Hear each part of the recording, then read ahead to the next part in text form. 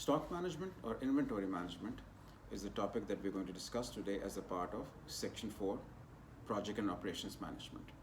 And before I define the key term, we have to keep in mind that a very important part of stock management, JIT stock management, just in time, we have already covered that in lean production.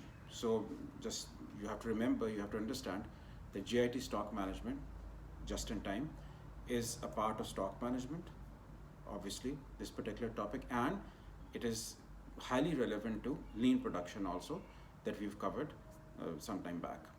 Okay, so stock management or inventory management, when you have to define the term, there are various aspects, there are various dimensions. Stock management is the purchase, processing, storage, and release. Purchase, processing, storage, and release of raw material, semi-finished goods, and finished goods. Right? We have to keep in mind the stock management or inventory management. It involves the purchase, processing, storage, and release of raw material, semi-finished goods, and finished goods in accordance with the prevailing market conditions. When in the introductory paragraph, when you have to define the key term, this is how you're supposed to define it. So we are going to discuss numerous factors, multiple factors that contribute towards the importance or the significance of stock management. The first one being purchasing policies. Most of the manufacturers, they are rather cautious about the purchasing policy that they formulate, or that they plan to or they try to adopt. In this context, the first purchasing policy which is observed in case of certain manufacturers or businesses, that's called contract buying. So as the name suggests, in contract buying, all the terms and conditions between the buyer and the seller, they're finalized beforehand, in advance. That's called contract buying. Everything between the buyer and the seller, such as the price, delivery, mode of payment, everything is decided in advance. So this obviously adds a touch of certainty to the entire procedure, and if there are any fluctuations afterwards, they will have no impact on this particular contract. So purchasing policy number one would be contract buying. For instance, there's the construction company and they decide to purchase cement from a supplier. So everything will be decided beforehand if they decide to follow this contract buying, that this is the price that we're going to pay. We'll buy cement from your company throughout the year, but everything is going to be decided in advance. So it makes it easier for everyone to plan ahead.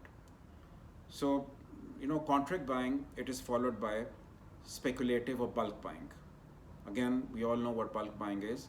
Most of the manufacturers, they purchase raw material or stocks in bulk, in a large quantity, in excess of their immediate requirement, primarily because they wish to enjoy economies of scale, the average cost drops, and of course afterwards, because we call it speculative buying also, afterwards if the prices change or fluctuate, quite possible that they can resell the material at a higher price and make some profit also. Obviously the element of risk is always there in speculative buying, but this is another strategy which is adopted by businesses.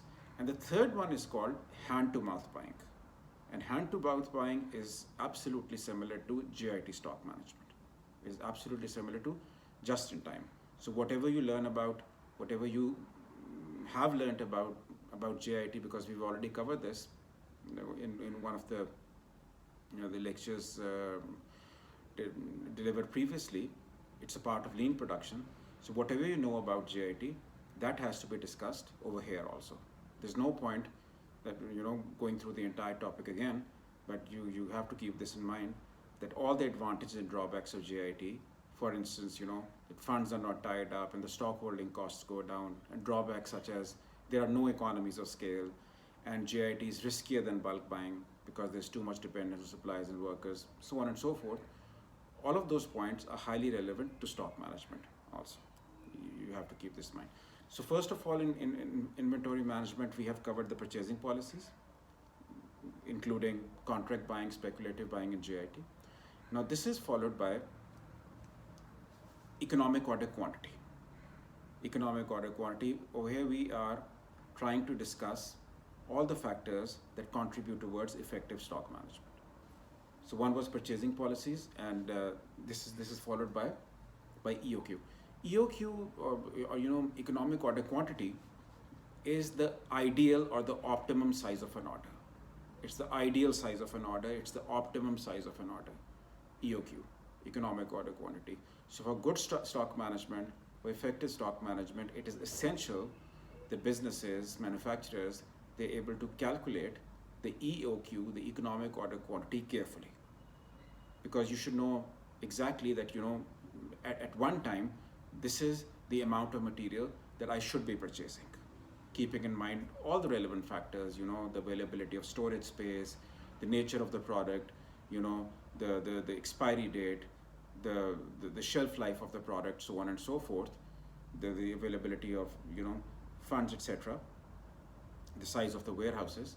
This has to be kept in mind, and then you determine the EOQ, right? The ideal size of an order, that in one go, this is the amount of material that I should purchase, right? This also should have a major impact on the effectiveness of inventory management.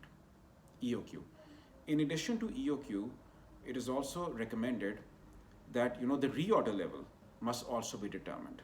The reorder level and the lead time. All these factors, these technical terms, you have to remember these. That reorder level would be the stock level at which a fresh order needs to be placed immediately. Reorder level is the stock level at which a fresh order, a new order, needs to be placed immediately. So basically, reorder level is the stock level that triggers a new order.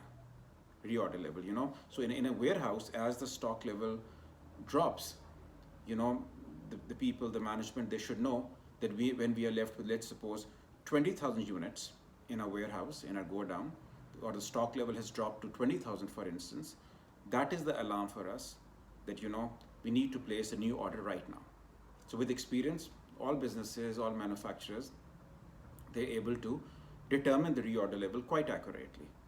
That, when it drops to a certain level, they will place a new order, and by the time the delivery is made, they have sufficient amount of space available in the warehouse that can be utilized for this purpose. So reorder level and reorder level and lead time, they are correlated. And what is lead time? Lead time is the duration, it is the time period calculated from the point when the order is placed to the point when the delivery is made. We call it the lead time, right? From the point when the order is placed to the point when the delivery is made. So if the manufacturer wishes to meet deadlines and improve their stock management, it is imperative that they calculate the lead time carefully. They should know exactly that when we place an order, we have to wait for so many days before the delivery is made, so that they can plan their activities accordingly. So economic order quantity, reorder level, and lead time, these also have to be taken seriously, in addition, of course, to the purchasing policies that we discussed above, if you want to bring about an improvement in inventory management. Okay, then similarly, buffer stock, you should be able to discuss or explain buffer stock also. When you are attempting a question on stock management, buffer stock is the reserve stock.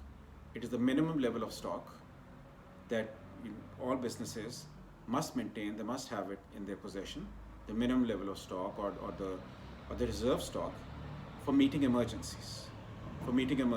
So in that warehouse, in that go down, there has to be a minimum level of stock that should always be there, so that if there are any unforeseen circumstances, not under normal circumstances obviously, but if there are unforeseen circumstances and there's a sudden increase in demand or something, or there's a shortage, you have something to fall back upon, right? That is your buffer stock for meeting emergencies. So that obviously helps in reducing the risk factor with reference to stock management. That is also an integral part of the entire process. Okay, so in addition to all these, it is also important that the business and we, since we are attempting the question, we have some idea about capacity utilization. You see, capacity utilization is simply the ability of a producer to use the available factors of production, to use the available resources in an optimum way. Right? Conversion of inputs into outputs, that's what capacity utilization deals with. And it is basically the ability of the manufacturer to use all the resources in the best possible way. And in fact, we should know that they're numericals, simple numericals, based on this particular concept also. Capacity utilization, you should be able to calculate it numerically, and the formula is simple. Capacity utilization is current output over maximum output into 100. Current output over maximum output into 100. So if the maximum, output is, let's suppose, 10,000 units, and you are managing 7,000 units only, that's your current output. So your capacity utilization on the basis of these figures is 70%. So for effective stock management, it's important that there should not be any overutilization or underutilization of resources. No underutilization and no overutilization of resources. Ideally, a business should operate at its optimum level. If it has the capacity to produce 10 units, it should produce 10 units. And if it produces 8 units, that would be a case of underutilization. And if it produces or tries to produce 12 units, that will be an overutilization of resources. Both should be avoided, both are discouraged. Because you see, if the resources, if they're underutilized, that means, resources are being wasted. That you could have produced 100, but you're managing 80 only. So that means something is not right somewhere. The workers are not performing well, or the material is not being used, or time management is poor. So underutilization is not recommended. Similarly, there should not be any overutilization of resources. That is also disastrous in the long run. If you start pressurizing your workers unnecessarily, and you overstretch your machinery also, in addition to your workforce, even that is not recommended. You will demotivate your workers. There might be a technical breakdown, machinery related problems might arise. So both should be avoided. Ideally, a business should work at its optimum level, right? Capacity utilization. And finally, when you're going through this topic, inventory management, you need to have an idea about outsourcing also. There are quite a few questions, in the past papers, especially in paper 3, that involve outsourcing. Outsourcing, we should understand, it is very common nowadays. Almost all the industries are involved in outsourcing to a certain extent. To outsource is to contract out. To outsource is to contract out some work to another independent manufacturer. Outsourcing is to contract out some work to another independent manufacturer. Something that you were supposed to do yourself, you contract it out to somebody else, and somebody else will manufacture that particular part on your behalf, and he'll give it back to you, and you'll assemble the product yourself. This is outsourcing. When you outsource the production of a certain part to another independent manufacturer, and who will carry out the activity at their production plant, in their factory, and once the part is ready, the original manufacturer can assemble the product and offer it to the final customer. That is outsourcing. And the reason outsourcing has grown in importance and it has become very popular in the last few years, there's so many companies that they outsource their activities to Chinese firms. That's very, very common. And of course, manufacturers based in other parts of the world also. Car manufacturing. In car manufacturing, it is very important. Car manufacturers, they're known for outsourcing the production of, airbags and brakes and mirrors to other independent manufacturers, and then they assemble the final product themselves. So the main reason, I would say there are 3 major reasons behind this trend. One is obviously the one that we just discussed. If a business is already working at its full capacity, and there may more orders in the pipeline, and they don't want to say no to their customers, they would simply accept the order rather than losing it to their competitors, and they will assign the task to somebody else. In other words, they will outsource it to somebody else, right? That could be one reason, working at your full capacity. You don't have any surplus capacity, so you outsource it. What else? Quite possible that the other manufacturer, the other independent organization, they have some expertise that you don't. Maybe they specialize in a certain procedure, and you want to benefit from that expertise, from the technology that they have or the craftsmanship that they have. And as a result of this, you hope that your quality standards will improve. That could be another reason: quality, technology. And lastly, cost effectiveness. If the other manufacturer, their cost of production is low, maybe the factors of production are cheap there, and if you try to manufacture it yourself, it is proving to be expensive. That could be another reason why, a production process is outsourced to somebody else. So because of these three important factors, outsourcing, it has grown in importance in the last few years. However, it can backfire also. Your brand name is at stake. That could be compromised, because after all, you're trusting somebody else with your brand name. You're answerable to your customers. So if they don't maintain quality standards, or they are involved in any kind of malpractices, your brand name might be compromised. That is a risk factor, of course.